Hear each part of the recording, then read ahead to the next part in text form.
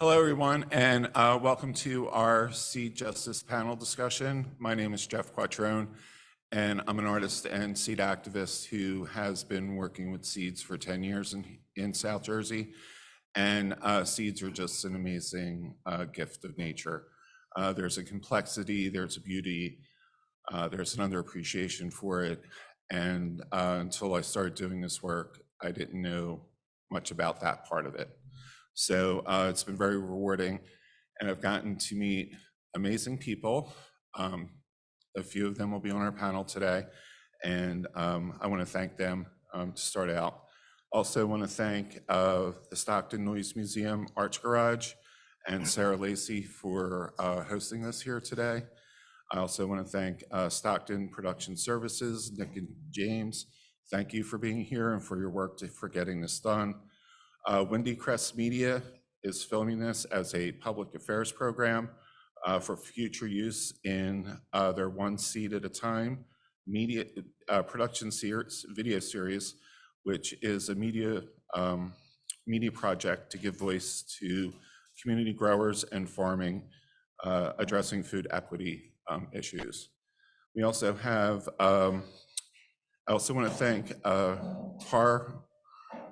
Ren Parekh, I'm sorry, from the Ideal Institute of Technology. They provide high-level educational opportunities for 18 to 24-year-olds in Atlantic County. Reggie from Lion Motion Production, thank you for being here, and the studio video production crew, Raj and Arlesius. Arielis, yes, thank you. I'm really bad with names. So we're here today, and we have a great panel, and they'll be introducing themselves in a minute. I just want to start by saying that seeds are neutral. Seeds don't need humans. If you look at nature, it takes care of itself. A seed is dropped, it goes in the ground, the soil is a large seed bank, and when it germinates, its goal is to reproduce so that more of it, so it can survive.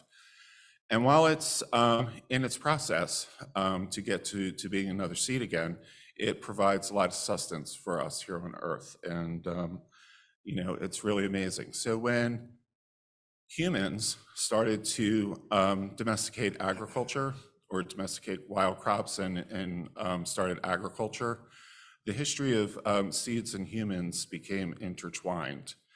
And with that, a record was created. And it's correcting that record that is part of the work that we do at Seed Justice. The record belongs to everybody.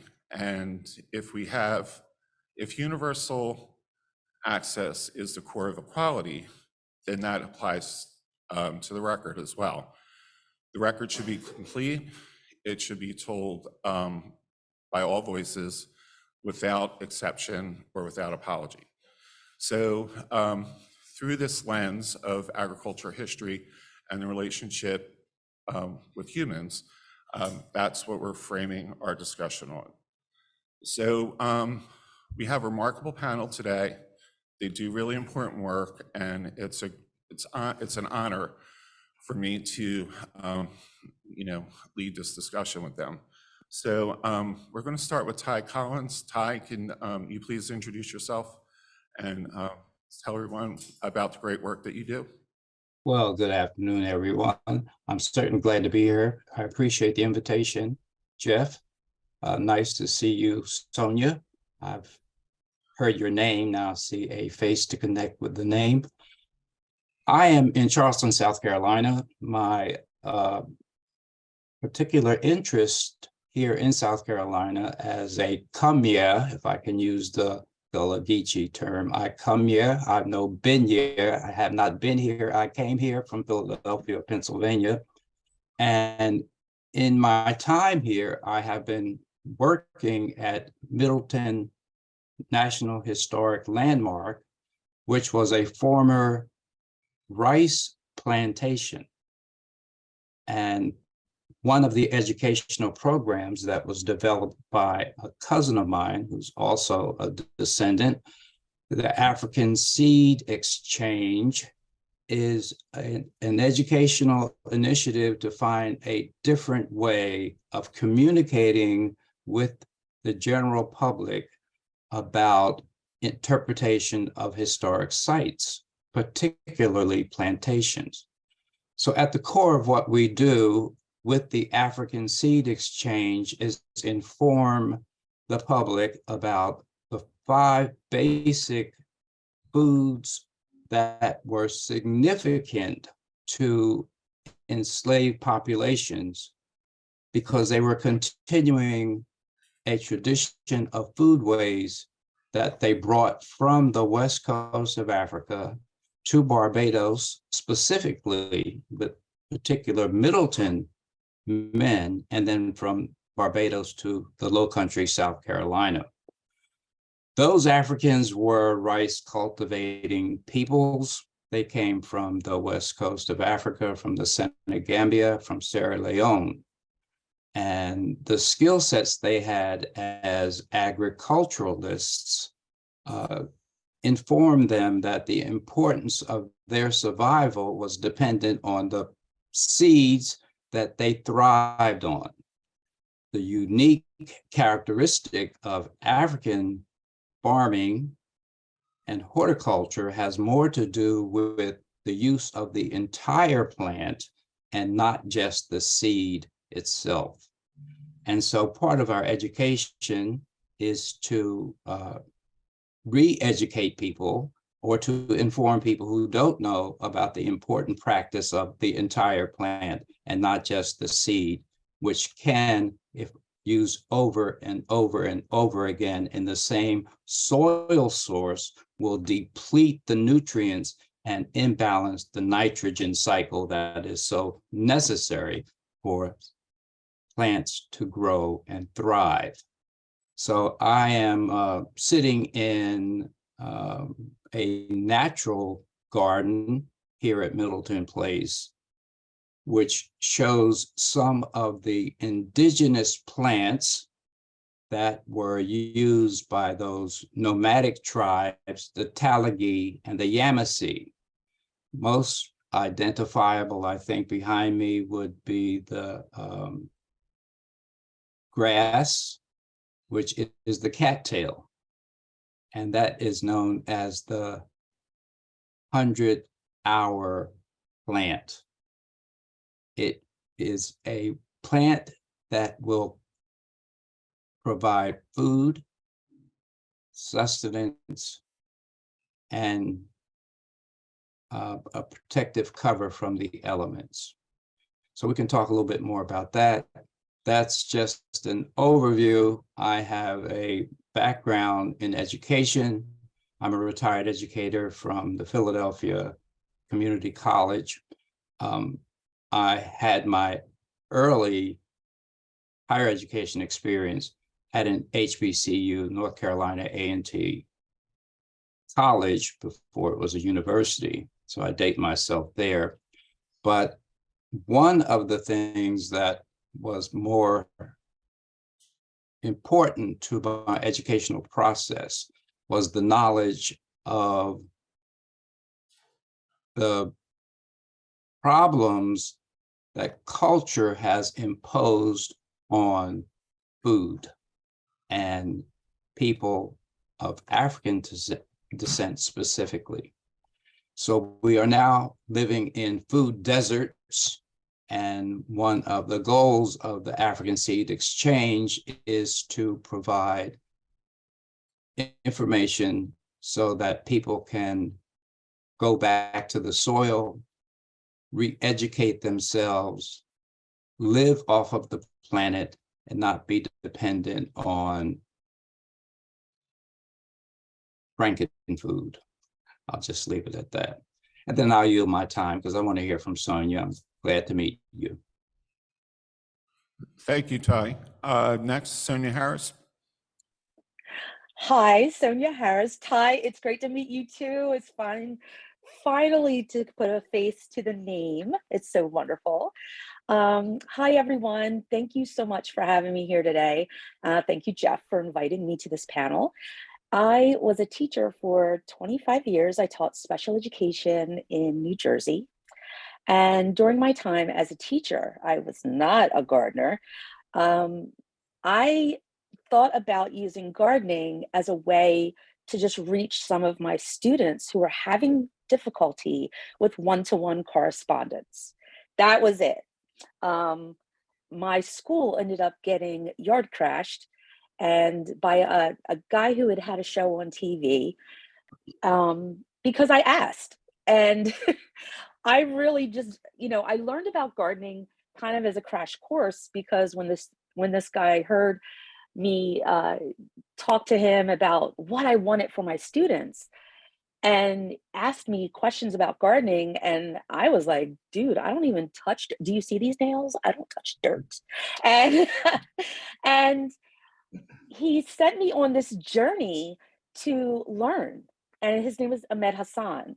And he sent me on this journey to learn. And as I learned about gardening, the natural nerd in me took over. And I wanted to look at research. I wanted to look at actual research on gardening with children. And I couldn't find it. I could find gardening with children in New Zealand, in the UK, in Ireland, in California, in Colorado, but not in New Jersey. And the only things I could really find in the US were about how to teach uh, youth with severe disabilities how to clean up in nurseries. And I was like, no, no, no, that's no, no, that's not what we do. So as I kept going on this journey, gardening really became my soulmate. And I can't even say that it just took over, but seeing the beauty that happened when I had a kid who everyone said, this child has such severe learning disabilities, he'll never be a reader, he'll never be a writer, he'll never do Mm, this, he'll never do that. And I took him outside in the garden the second week of school, and this kid started telling me the names of insects. And I mean the Latin names. And I said, how did you know that? And he said, I watched Discovery Channel.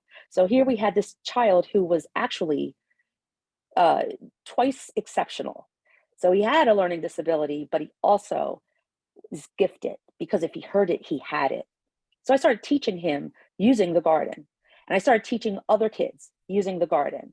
And we started feeding kids because we noticed the huge gap in the kids who had lunch bills and were being lunch shamed by the mm, adults for an 85-cent bill, a $5 bill. And my co-teacher and I started paying off the bills of our students so they could eat. And we would take them outside and we would pick food and bring it in to the cafeteria. And they would actually cook it for the students. So this was wonderful. And this is like 2015. So then we're going on, and I really started noticing, I changed grade levels from first grade to third grade.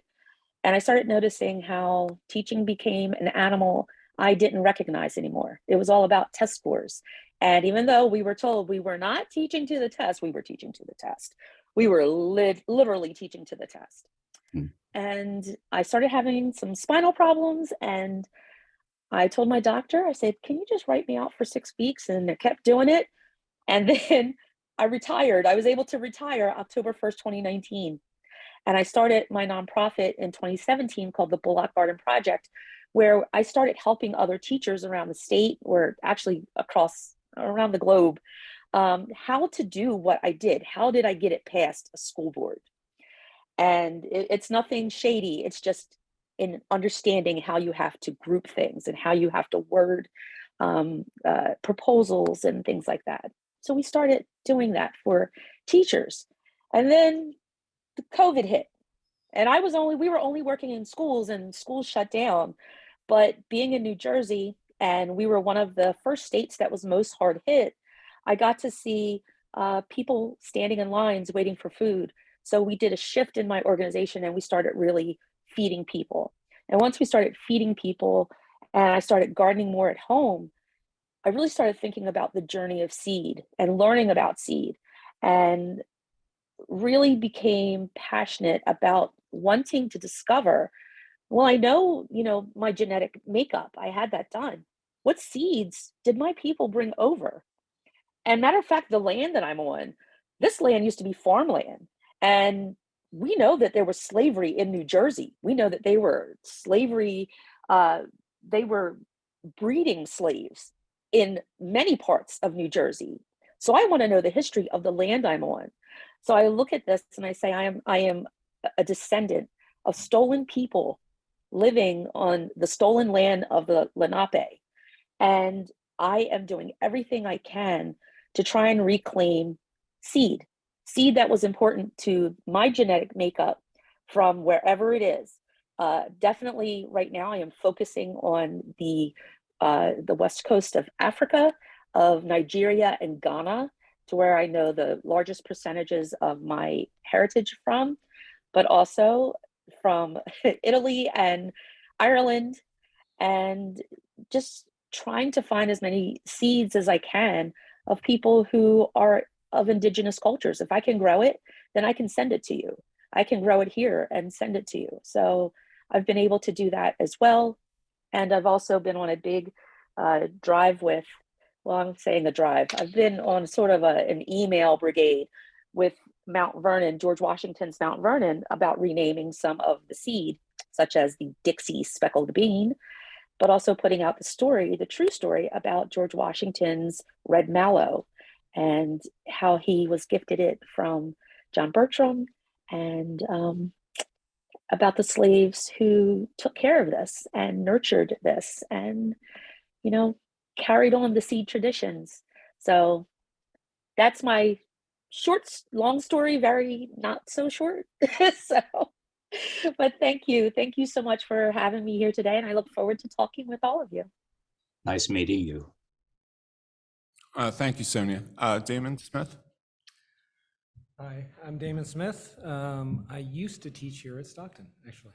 So about 14 years, I was adjunct here at Stockton. I taught a human rights, civil rights writing course.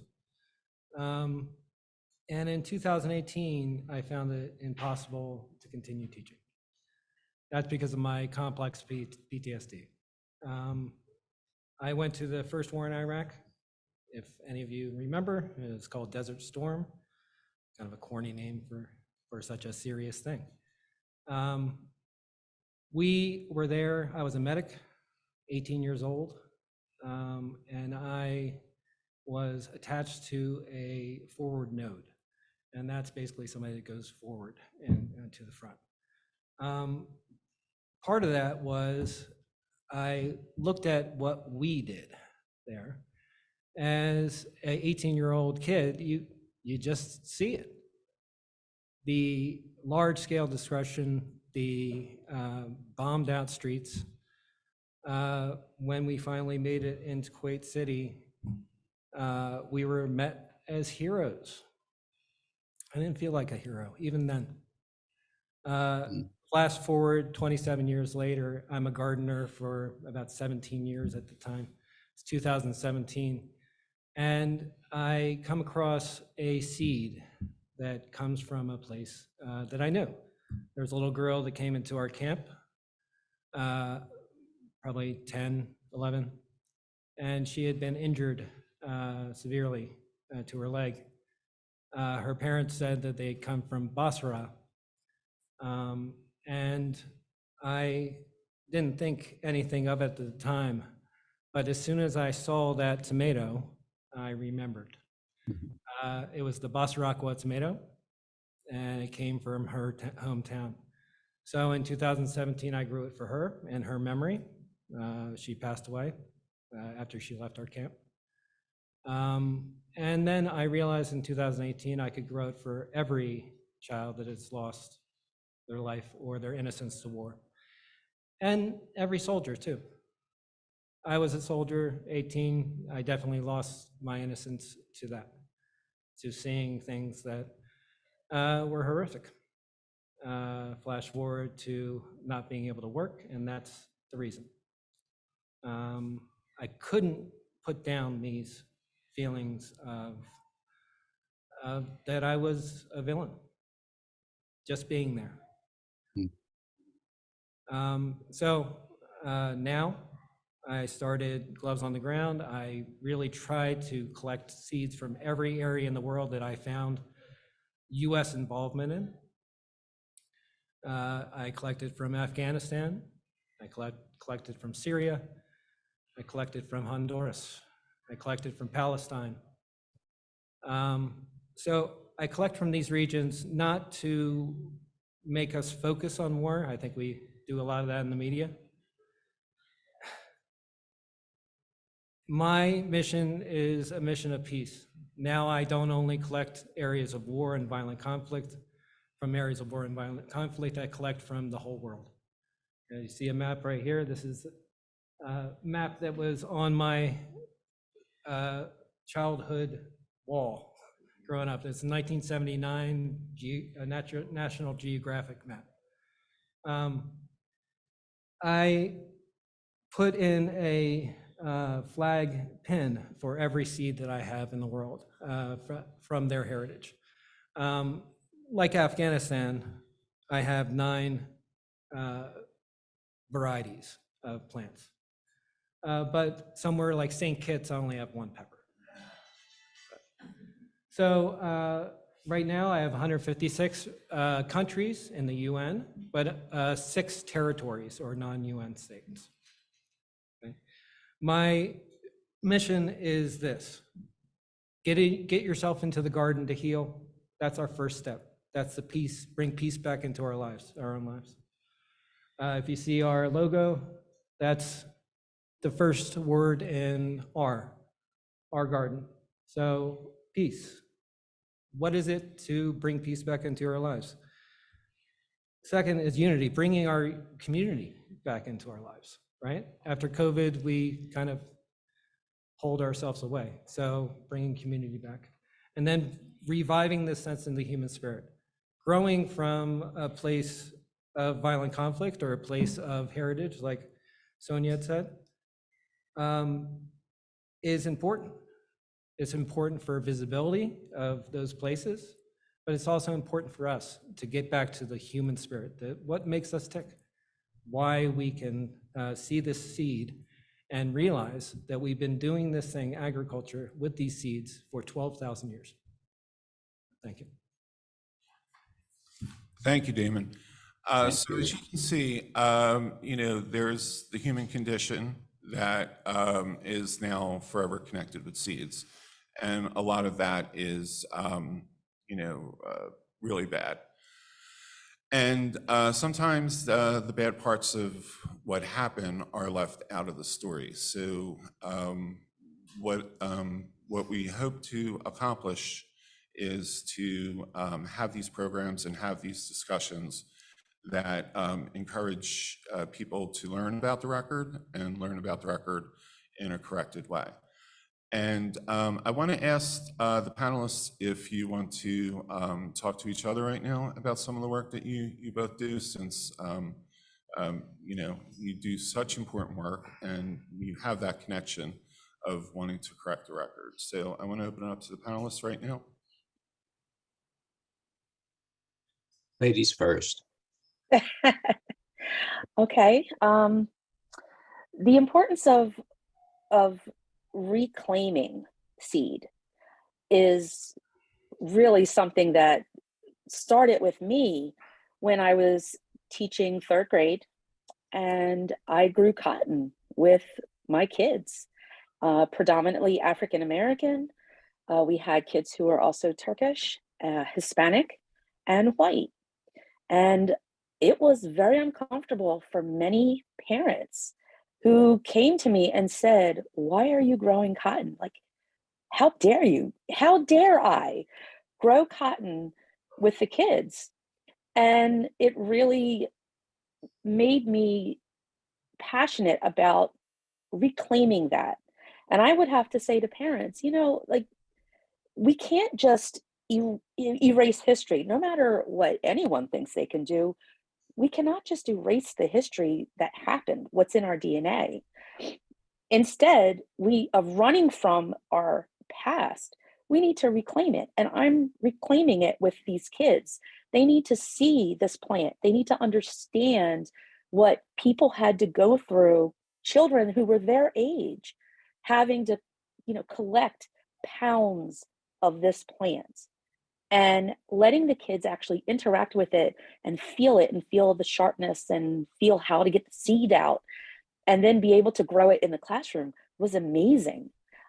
We had help with our friend Bree Arthur, who's a horticulturalist in out of North Carolina. But then I really, was like looking at the kids and going, okay, well, what's important? And asking parents, what would you like us to grow? And hearing all these different foods come in, I actually went to Slow Food. And here, Slow Food had so many of these seeds that were Slow Food and Arc of Taste that were important culturally to the kids and families that we were serving in Glassboro, New Jersey. So that started it for me. And to look at someone's face when they're tasting something that they or have a genetic tie to, or watching the conversations take place, even among children, where you think that children wouldn't understand, but I like to think that they understand way more than adults do. They get it much quicker and they rationalize it much faster.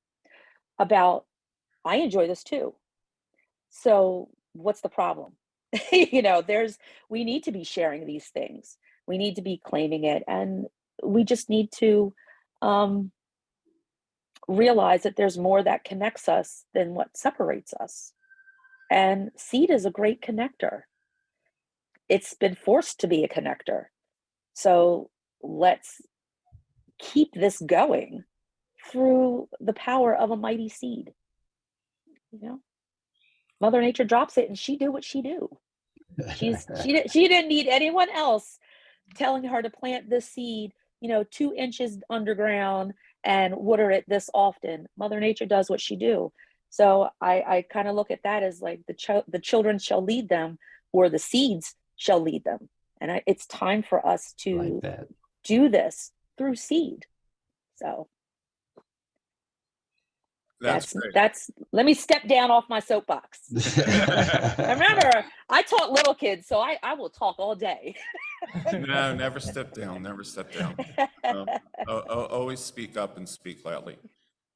That's wonderful. And yeah, there's a lot that, we do share with seeds. Seeds are a part of everyone's culture.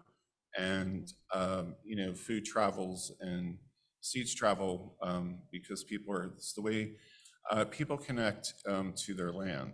So, again, equal access, universal access, equality, stories, and everything that's connected to that. It really is a way that we could move forward, especially with kids, because, they get it and they're the future. Mhm. Yeah, absolutely. Yeah, okay. Yeah, I've had that same experience with children, Sonia. And I have 2 gardens that I upkeep in Atlantic City. And we set aside 2 gardens. The 2 areas that we're in are pretty much Hispanic and African American locations that people live there. So we want to give the community what we are calling culturally appropriate seeds. So we set aside 2 beds for these African diaspora seeds, and also seeds from the Caribbean archipelago and from Central and South America. Amazing. It's amazing. Yeah, the way they interact with just a regular radish is amazing. They radish, but when they connect with this is where possibly my people came from and grew the seed for hundreds, if not thousands of years. Absolutely. I had a chance to grow. Like I said, I talked about George Washington's red mallow, and it's a plant that it's very hard to get, apparently. But someone gave it to me. And as I was seed saving uh, from it one year, and I had read, I love history. I had read the history of, George the gardener at Mount Vernon, who, of course, was the one taking care of it. And I'm thinking, like, this was one of the descendants of this plant, this original plant. And I am a descendant of someone who could possibly have been someone tending to this. And I remember sitting outside and just crying my eyes out, but not out of sadness. It was like a mix of this connectivity, like, this is who I belong to. And some being an African American descendant, it was something that I feel very proud of. And, like I said, I think that that is one of the things that can keep us connected. So, That's great. And, Ty, with your work with the Coastal Cousins Heritage Gardens, what do you see? How do you see that correcting the record with kids? Well, I think the African Seed Exchange with the Coastal Cousins initiative in the New Jersey area will help to reacquaint those people who migrated from the South post-Reconstruction, post-industrialization, and they brought those foodways from the South back to the North with them. And we are coastal cousins because we have coastal traditions of living off of the land. And so one of the goals that Greg and I have with Coastal Cousins is to introduce those specific 17th century seeds, because they're more the foodways that are informed in what are called soul food traditions. The one pot meal, something over rice, usually shrimp and okra and tomatoes. And I like the idea that we are reintroducing information as opposed to educating people about something they don't know anything about. But a key point of all of this is history, because if I think about the experience of the enslaved populations that were brought from the west coast of Africa, from Barbados, from the Caribbean itself, I know that after the Civil War, there was a Freedmen's Bureau, a federal organization or agency that was developed to help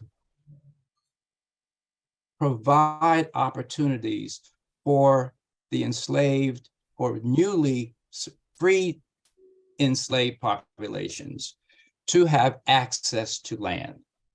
And in the process, those enterprising Africans who were now African Americans because they had been here for several generations, gave their pennies and their nickels and their dimes and their quarters that were hard earned and created a Freedmen's Bank. And that Freedmen's Bank was stolen from them by the federal government because it sanctioned the fact that slave owners were forgiven for having been insurrectionists against the government, and they were given their land back. And that land in turn became a new form of enslavement because it was the beginning of sharecropping. Yep. However, the seeds that those Africans knew were the survival food sources that maintained their humanity in spite of the fact that there was pushback from the government, from men in power from land that they already had cultivated that was decimated by war, then reclaimed. And still today, we have Black farmers that have no access to the land that they have entitlement to, that they hold titles for. And so what I am hoping that one of the outcomes anyway of the Coastal Cousins Project is to reignite that comfort zone of living with the earth, finding a survival based on the way of knowing of what humanity is all about. So I want to thank you for your service. I'm a Vietnam veteran myself, and I can understand the importance of knowing how significant the earth is for the healing process. Yeah. Because it was with those peoples that were called enemies, the Viet Cong, Yeah. that I saw living off of the land, in spite of the fact that guys with the guns were there tearing up everything in the process, but they were able to repurpose everything that the US government took to Vietnam, and they created another culture, but they created a survival ethic, and it was built around farming. Shells were turned into germinating pods. Yeah. It was just magnificent to see what they were able to do. And we had an ongoing joke that if you gave the Viet Cong a roll of toilet paper, they would create a community of survival for future generations. And it was so true, because they propagated seeds in those little containers that we threw away, that we no longer needed, that we burned up in the pits along with the rest of the defecation that we created and left there. So thank you. Ty, thank you for those words. And I definitely feel that I feel an experience. I want to bring this experience out. There was a period of time before I left country where we got to say goodbye to our translators and people that had helped us in the camps. They were very poor conditions, and we were brought into this one central kind of community tent with all of the food that they had harvested and kept. They made us huge naan bread and huge vats of rice, and we wondered why they were all standing up against the side of the tent. They were just waiting for us to eat. They waited until we all finished. They asked us 3 times if we had our fill, and then they sat down to eat. Some of the same seeds and some of the same fruit that they brought to us that we were fed now are not existent in Iraq. Their food has been taken over by biotech companies like DuPont and Monsanto. And with Reconstruction, they have kicked out the food heritage of a people that they had decimated. So part of my work is to bring these areas of war and violent conflict out into the light, again, to see their humanity, to see these people as people and not just a place that the United States went and ruined. That's true. Very true. There's a cathartic feeling when you're able to find a seed that has been long gone. You know, here that someone's grandmother had it wrapped in something and it sat in a jar. Mhm. So that work that you do, oh my gosh, it's, I'm listening to your story and I'm gobsmacked. I am in awe of that work. And I think that is absolutely incredible. I'm in awe of you, right? I am in awe. Thank you so much. So I think Ditto, that's, ditto. yeah, I think that is absolutely just beautiful. It And is. now I'm ready to get a map and go, all right, how do we get these seeds? What is that? What is that fruit? We shall get it. But it's really culturally important. And especially when you know that people have been spread far and wide, you know, from these countries. And again, listening to you tell that story, I think of growing up in my homes and African American homes. You know, your guests are always served first. And, you know, I remember many times like my mom or my grandma would be like, you better go make that plate for so and so. It's like, oh my goodness, you know, but that was the tradition that your guests always had. And I think that that is something that has been lost in American, quote, American culture, that it's all about me. It's all about like, no, it's me. We're going to sit down. I'm going to start eating. That's how it is. But in so many of these other cultures around the world, globally, where there's so much care into the food, but then again, look back because there's care about that seed, like what Ty was talking about, when those people in the Viet Cong were just like, I'm going to use whatever I have to grow my seed. And again, here it is, something that can tie us all together. Yes, and I think it is ritual that is at the core of seed education, I guess I can call it, because the tradition of sharing a family meal is one of the greater losses of this period of meism that we're going through.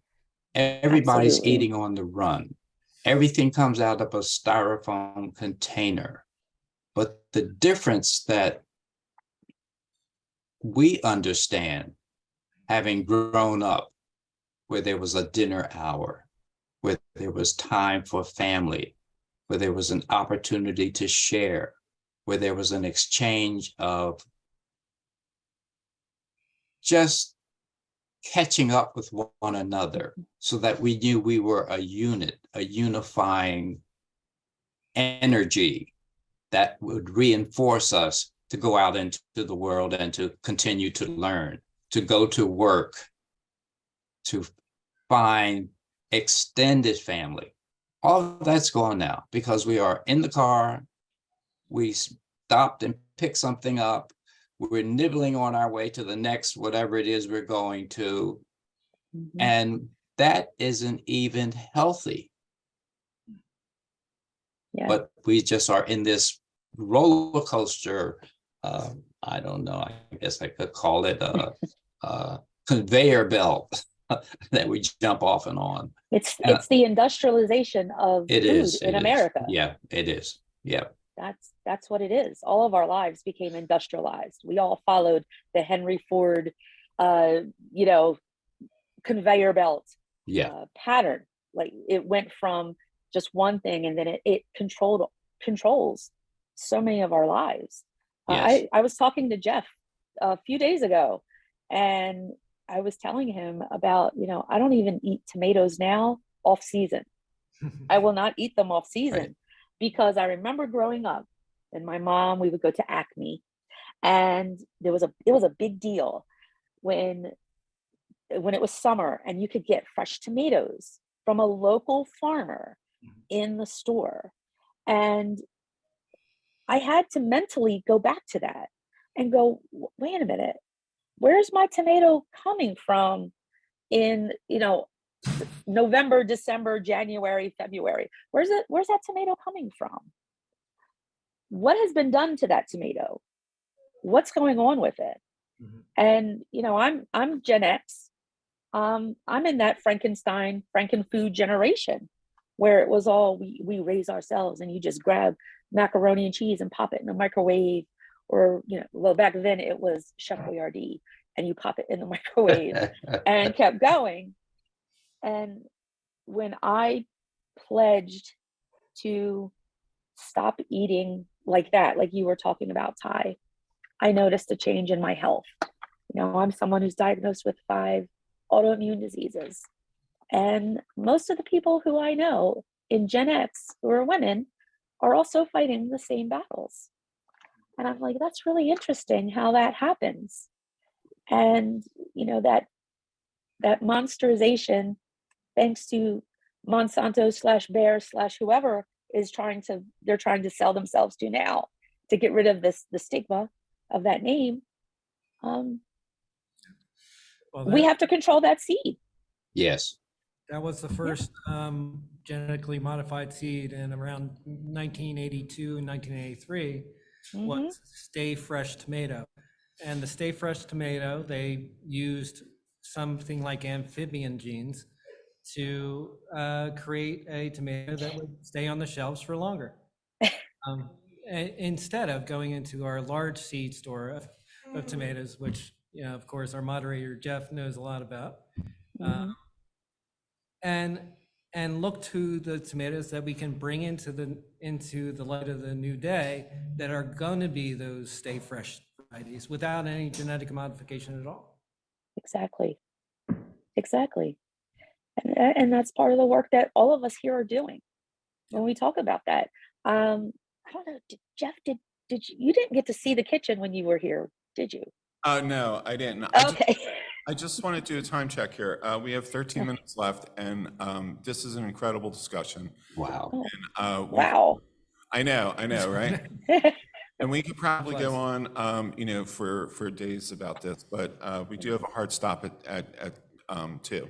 So I want to have some time for questions or comments for people to share from what they heard.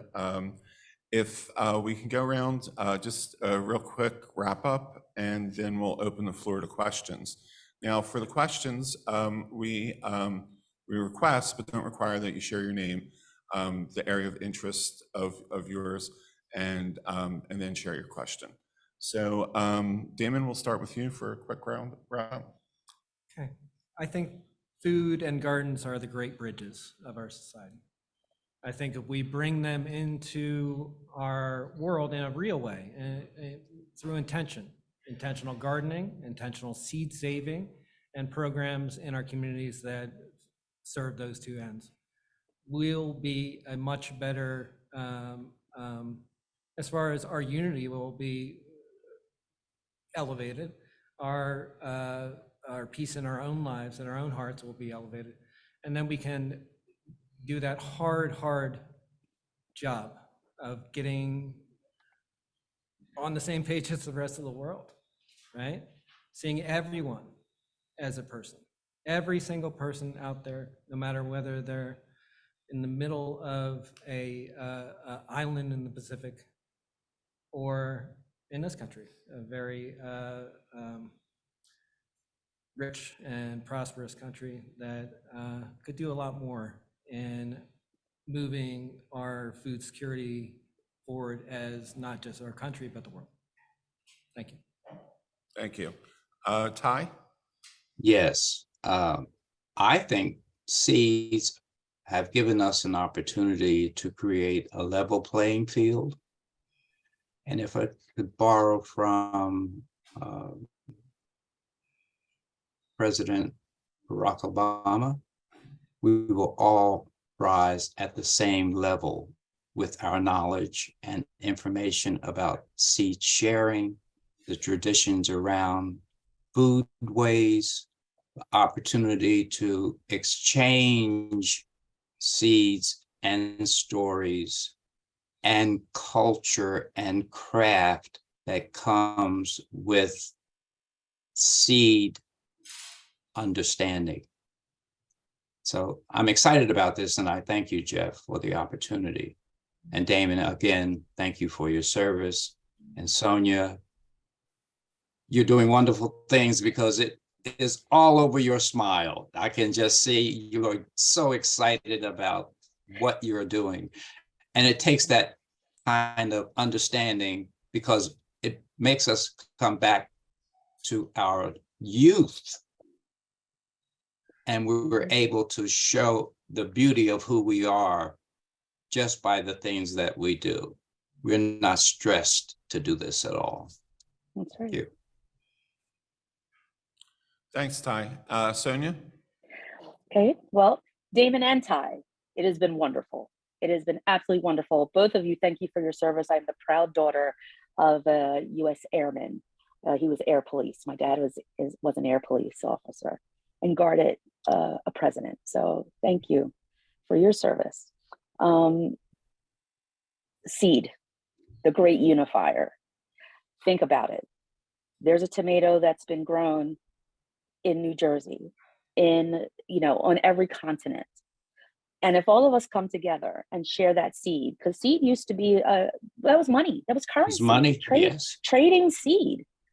I think of the joy that I have when I go, because I'm on every single seed exchange board that I can be on Facebook.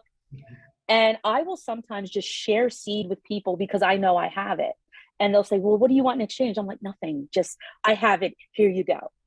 Because we are sharing of ourselves. We are sharing, just this joy in coming together, in being around this communal table, where I look at my journey where I started, and this was just something just to help a student. And now I'm looking at how can I make a difference in the world? I stepped away from a career and I stepped into something else. And I've never looked back, and I'm happy because every day I'm just one piece of this cog that is helping to give back to the world, the global sense of community and who we are. Yeah. So I implore anyone who is, here and listening to us, think about your favorite seed and do what I do when I do talks. I always tell people, plant one more. And from that one more of your favorite, save all the seed and then share it with as many people as possible, because that is sharing of yourself, and it's sharing your love and who you are, which has no boundary of color or creed or anything. That's our unifier. And that's what we need to realize and come around that table. So thank you. Thank you, Jeff. Thank you. That's a great note to close the discussion out on. So now we're going to open this up to questions from folks here. Yes. Hi, I'm Cecilia. I live in Atlantic County, LA. I would love to hear, Damon, I'm on your Facebook page, Yes. Gloves on the Ground. Yes. Give us ways to keep in touch. Give us ways to get seeds. Tell us the social media access of all of your knowledge in a minute or less. Okay. So you can go to glovesontheground.com. There you can register your garden for free. I don't take ad money or donation money. It's all my own money that I put into this because I believe that we can, together, growing the world's vegetables, be humanity again that we'll be proud of. For me, either libraryseedbank.info or iconicjerseytomatoes.com. Either one of those websites have a contact form. I would love to hear from you, so please stop by and say hello. What was the first website for the seed banks? Libraryseedbank.info. Are either of them on social media, like Instagram or Facebook? Library Seed Bank is, but honestly, there's a capacity to how much time I have. So I don't do a lot of social media. I hope to change that this year. Their Library Seed Bank is on Instagram. Iconic Jersey Tomatoes isn't quite yet, But if you just send me your contact information through a contact form, once I get rolling with things, I'll get out there. So, okay. Anything from Blacksburg, Sonia? Someone, me? Contact info? Is that what we're looking for? Do you have any social media presence on your Seed Bank? Oh my goodness, yes. I am NJ Garden Teacher, NJ, New Jersey, Garden Teacher. So you can go to, I mean, just anything. You can type it in. I love Instagram. I love TikTok. I am moving away from Twitter. But Instagram and TikTok, you'll definitely find me. You can also go to njgardenteacher.com and you can find my nonprofit, bullockgardenproject.org. And yeah, please get in touch with me. Like I said, we do help people, we still help schools, and we still give away seed, and we give free lessons. I will give free garden lessons to people because like we have all said, it's about being able to grow. So please reach out.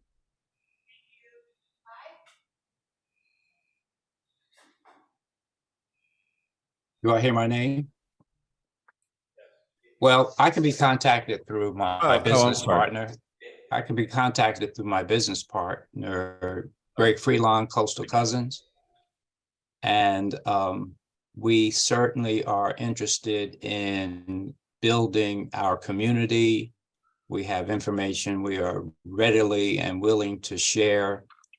And while we have had success so far with Boys and Girls Clubs of America, we're trying to expand to find a larger community of people interested in our educational program. Hopefully, all of you will consider adding to your bucket list a visit to Middleton Place National Historic Landmark, because here you will find a landmass that's been landlocked, unchanged, except for the ticking of the clock, but it will take you back in time and you can see the natural habitat, the formal gardens that were built by those enslaved populations when they were brought here from Barbados, and the relationship that we now have with the Bajan community. With their sovereignty, they are now sharing their education, their history, their culture, and we will find in virtual space that they are tremendous resources, ethnobotanists. So that's information that you can also get from Coastal Cousins. So I appreciate this time. Thank you so much, Jeff, Damon, Sonia. Yes, newsletters here for Coastal Cousins Heritage Gardens. Please come up and take that. We're just about out of time now, so I'm going to wrap this up. We have Falaha Hassan is here with her War in Me book. Please stop by, talk to her, buy a copy of her book and have it signed and support the work that she does. I want to thank you all for coming out here today. This is, as you can see, there's this really deep, complex history that seeds in humanity are connected to, and sometimes that gets lost. So I would encourage you to take what you heard today, think about it, and go out and have conversations with people in your circles, and support these great people. I'm honored that I was able to meet them all and to invite them here. So thanks again to Stockton's Art Garage for this, and thank you all for coming.